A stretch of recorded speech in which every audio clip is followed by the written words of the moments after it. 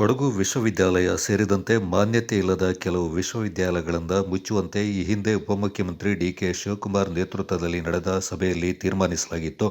ಈ ವಿಚಾರಕ್ಕೆ ಸಂಬಂಧಪಟ್ಟಂತೆ ಪ್ರತಿಕ್ರಿಯೆ ನೀಡಿದ ಉಸ್ತುವಾರಿ ಸಚಿವ ಬೋಸರಾಜು, ವಿಶ್ವವಿದ್ಯಾಲಯಗಳಿಂದ ಮುಚ್ಚುವ ಯಾವುದೇ ಚರ್ಚೆಗಳು ನಡೆದಿಲ್ಲ ಎಂದು ತಿಳಿಸಿದ್ದಾರೆ. ವಿಶ್ವವಿದ್ಯಾಲಯಗಳ ಸಾಧಕ ಬಾಧಕಗಳ ಬಗ್ಗೆ ಅಧ್ಯಯನ ನಡೆಸಲು ಸಚಿವ ಸಂಪುಟ ಉಪಸಮಿತಿ ನೇಮಿಸಲಾಗಿತ್ತು. ಉಪಸಮಿತಿಗಳ ಅಭಿಪ್ರಾಯ ಅಷ್ಟೇ ಹೊರಬಿದ್ದಿದೆ. ಅವುಗಳಿಂದ ಮುಚ್ಚುವ ಅಥವಾ ವಿಲೀನ ಮಾಡುವ ನಿರ್ಧಾರ ಇನ್ನೂ ಆಗಿಲ್ಲ. ಸಚಿವ ಸಂಪುಟದ ಮುಂದೆ ಈ ವಿಷಯ ಬಂದು ಚರ್ಚೆಯೂ ಆಗಬೇಕಾಗಿದೆ. ಅದುವರೆಗೆ ಯಾವುದೇ ನಿರ್ಧಾರ ಇಲ್ಲ. ಸಚಿವ ಸಂಪುಟದಲ್ಲಿ ಚರ್ಚೆಯ ಬಳಿಕವಷ್ಟೇ ಅವೆಲ್ಲವೂ ನಿರ್ಧಾರ ಆಗಲಿದೆ ಎಂದು ಮಡಿಕೇರಿಯಲ್ಲಿ ಕೊಡಗು ಜಿಲ್ಲಾ ಉಸ್ತುವಾರಿ ಸಚಿವರಾದ ಬೋಸರಾಜು ಮಾಧ್ಯಮಗಳಿಗೆ ಹೇಳಿಕೆ ನೀಡಿದ್ದಾರೆ.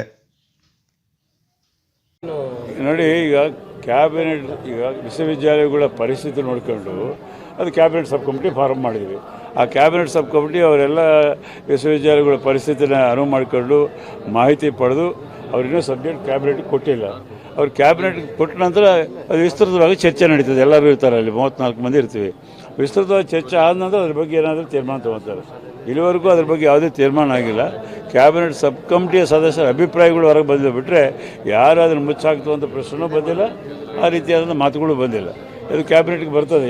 ಈ ವಾರದಲ್ಲ ಮುಂದಿನ ವಾರದಲ್ಲ ಬರ್ಬೋದು. ನಾಳೆ 27 ಕ್ಯಾಬಿನೆಟ್ ಇದೆ, ಅದರಲ್ಲಿ ಇನ್ನೇ ಸಬ್ಜೆಕ್ಟ್ ಬಂದಿಲ್ಲ. ನೆಕ್ಸ್ಟ್ ವೀಕ್ ಸಬ್ಜೆಕ್ಟಲ್ಲಿ ಬರ್ಬೋದು. ಬಂದರೆ ಸಹಜವಾಗಿ ಚರ್ಚೆ ಆಗ್ತದೆ.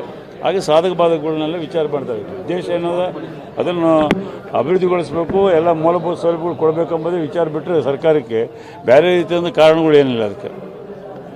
ಸೊ ಅದನ್ನು ಮುಂದಿನ ಚರ್ಚೆಗೆ ಕ್ಯಾಬಿನೆಟ್ಗೆ ಬಂದ ನಂತರ ಮಾತ್ರ ಅದರ ವಿಷಯ ಬಗ್ಗೆ ಮುಂದಿನ ತೀರ್ಮಾನ ಆಗ್ತದೆ.